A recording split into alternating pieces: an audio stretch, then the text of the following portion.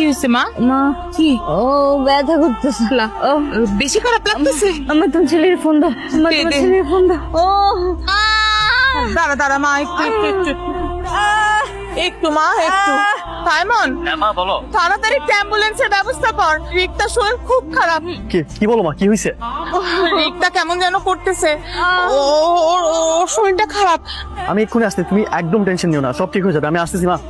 মা একটু একটু এই যে সাইমন একটু নিয়ে আসবে, একটু মা।